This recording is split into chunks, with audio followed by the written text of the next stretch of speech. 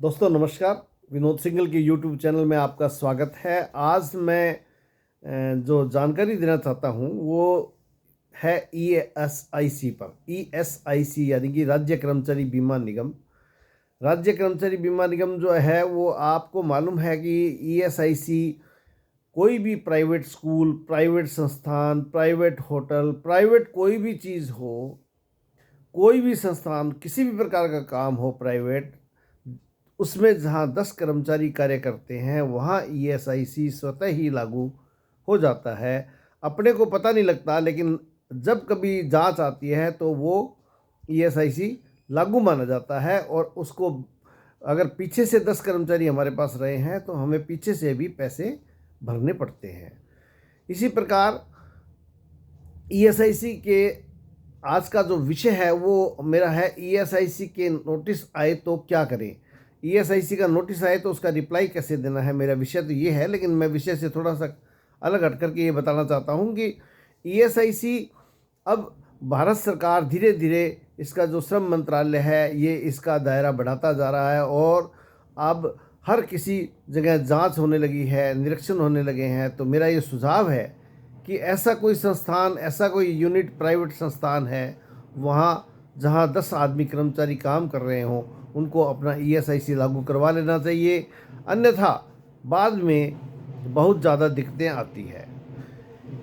इसी के अलावा दोस्तों, ईएसआईसी लागू होने के पश्चात या लागू होने से पूर्व या लागू कोई ना करे या लागू हो जाने के बाद ईएसआईसी को यदि कोई डाउट है, भाई आपने सही चालान नहीं भरे हैं, तो वो नोटिस देती है। अब मैंने देखा कि नोटिस आने के बाद में एम्प्लॉयर, नियोक्ता, जो कंपनी का मालिक है, जो होटल या स्कूल या जिस भी संस्थान का मालिक है, उसके थोड़ी घबराहट हो जाती है, हाथ पैर ऐसे वो मतलब सोचता भी पता नहीं क्या हो गया। तो ऐसी कोई डरने की बात नहीं है दोस्तों। मैंने इसके विषय में बहुत जानकारी प्राप्त की है और बड़ी ही मतलब मैं इसकी बुक्स पढ़ता हूँ।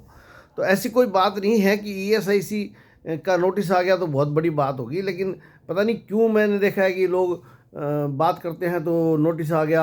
अब हाँ, इसमें थोड़ा ये ज़रूर है कि एक नोटिस जो है कोर्ट प्रक्रिया है ये ईएसआईसी का नोटिस, और इसमें अलग अलग प्रकार के नोटिस आते हैं। C18, 18 हेडोक और 18 मतलब C18 फाइनल, और इसके बाद में 45 कै, और ये आगे से आगे ख़तरनाक नोटिस बनते जाते हैं। लेकिन अपने शुरुआत में ही यदि नोटिस को टैकल कर लिया जाए तो फिर कोई ज़्यादा खतरनाक नहीं बनता। तो एम्प्लॉयर को सबसे पहले तो ईएसआईसी नोटिस भेज करके बकाया राशि चालान न जमा करवाने पर या ईएसआईसी की पालना नहीं करने पर या राशि का निर्धारण करने के लिए या वसूली आदि के लिए नोटिस ईएसआईसी आपको भेजती है, नियोक्ता को भेजती है। तो इसलिए अपने को नोटिस से बचने के लिए पहले से ही अपना काम सही रखना चाहिए, जिसका नोटिस का रिप्लाई देना और पालन करना बहुत ज़रूरी है। अब दोस्तों, नोटिस अगर आता है तो हमें किन किन बातों का ध्यान रखना चाहिए। ईएसआईसी का नोटिस यदि आता है तो आपको सबसे पहले नोटिस को ध्यान से पढ़ना चाहिए, और पढ़ना चाहिए ही नहीं, उसे समझना भी चाहिए, और उसको मेरे हिसाब से उसको 2 बार पढ़ना चाहिए। नोटिस में जो लिखा है उसकी वास्तविकता की जानकारी देखनी चाहिए कि ये नोटिस में जो हमारे पास जो लिख करके आया है, क्या ये वास्तविकता में है या ये गलत लिखा है, या ये हमारे पर लागू, मतलब हम इस पर, हमारे पर ये लागू नहीं होता। ये जो भी, इस पर आपको एक स्पष्ट राय बना लेनी चाहिए।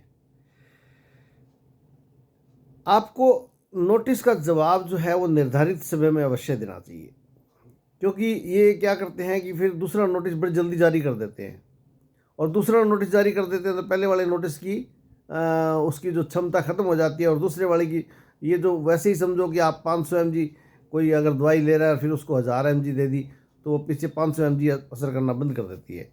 तो वो दूसरे वाला नोटिस जो है पहले वाले नोटिस से ज़्यादा थोड़ा वो होता है, मतलब उसको मैं क्या बोलूँ, खतरनाक बोलूँ तो शब्द अच्छा नहीं है ये।